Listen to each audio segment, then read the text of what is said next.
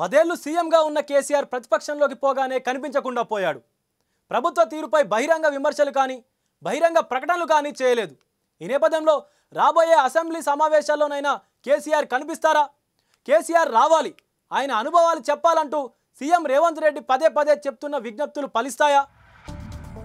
Assembly ఎన్నికల్లో ఊహించని ఓటమితో ప్రజాక్షేత్రానికి దాదాపు దూరంగా ఉంటున్నారు గులాబీ బాస్ కేసీఆర్. పార్లమెంటు ఎన్నికల్లో ప్రచారం చేసినా అది అంతంత మాత్రమనే చెప్పాలి.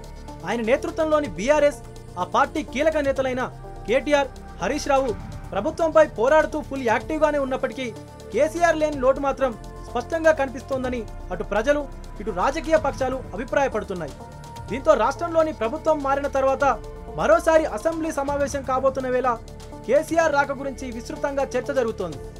అసెంబ్లీ సమావేశాలు ఈ నెల 9 నుంచి ప్రారంభం కానున్నాయి. ఈసారి సమావేశాల్లో అనుసరించాల్సిన వ్యూహాలపై గులాబీ అధిష్టానం ప్రణాళికలు రూపొందిస్తోంది.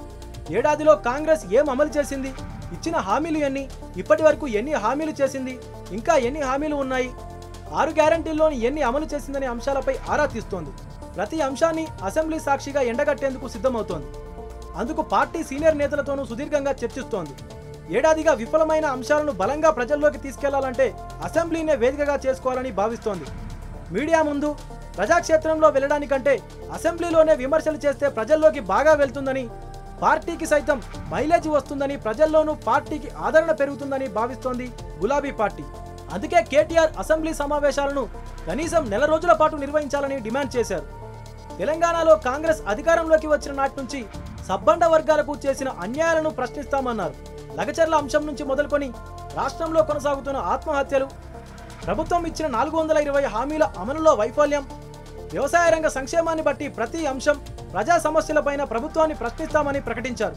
అసెంబ్లీ సమావేశాల నేపథ్యంలో శుక్రవారం పార్టీ అధినేత కేసీఆర్తో ఎర్రవెల్లి ఫామ్ హౌస్లో కేటీఆర్ భేటీ అయ్యారు. రాష్ట్ర రాజకీయాలు, కాంగ్రెస్ ప్రభుత్వం, సీఎం రేవంత్ రెడ్డి అనుసరిస్తున్న విధానాలపై సుదీర్ఘంగా చర్చించినట్లు సమాచారం. విజయోత్సవాల్లో శాఖల వారీగా ఏం చెబుతున్నారు, సాధించిన అంశాలు ఏమిటి, విస్మరించిన వాటిపై చర్చించనున్నట్లు తెలుస్తోంది. రేవంత్ ధోరణిపై ప్రత్యేకంగా చర్చించినట్లు తెలిసింది. వ్యవసాయం, ఉద్యోగ నియామకాలు, విద్యుత్, నిరుద్యోగుల సమస్య, రైతు రుణమాఫీ, భరోసా, నిరుద్యోగ భృతి, మహిళలకు 2500 తదితర అంశాలపైన చర్చించినట్లు టాక్. ఇక జూబ్లీ హిల్స్ పిఎస్ ఘటన, ఎమ్మెల్యే పాడి కౌశిక్ రెడ్డి కేసు, హరీష్ రావు, ఇతర బీఆర్ఎస్ నేతల అరెస్టుల అంశాలపైన చర్చించారు. ప్రభుత్వం అనుసరిస్తున్న ప్రజా వ్యతిరేక విధానాలను ఎండగట్టాలని, గ్యారంటీలు, హామీలు, గురుకుల విద్యా వ్యవస్థ, శాంతి భద్రతలపైన నిలదీయాలని కేసీఆర్ సూచించినట్లు సమాచారం. స్థానిక సంస్థల ఎన్నికలు రాబోతున్న తరుణంలో ప్రభుత్వ వైఫల్యాలే తమకు కలిసి వస్తాయని కేసీఆర్ పేర్కొన్నట్లు తెలిసింది. అసెంబ్లీలో బీఆర్ఎస్ అనుసరించాల్సిన వ్యూహాలపై పార్టీ ఎమ్మెల్యేలు, ఎమ్మెల్సీలతో కేసీఆర్ భేటీ కానున్నారు. ఎర్రబెల్లి వ్యవసాయ క్షేత్రంలో మరోసారి భేటీ అవుతున్నారు. ఫామ్ హౌస్ లో భేటీ నిర్వహించడం తొలిసారి. పార్టీ ఫిరాయింపులు, పార్టీ మారిన వారికి పదవులు తదితర అంశాలతో పార్టీ మారే ఆలోచనలో ఉన్న వారికి పార్టీ తరపున భరోసా కల్పించనున్నట్లు తెలిసింది. అసలైన తొలి వెలుగు. ఫాలో వాట్సాప్ @తొలి వెలుగు official.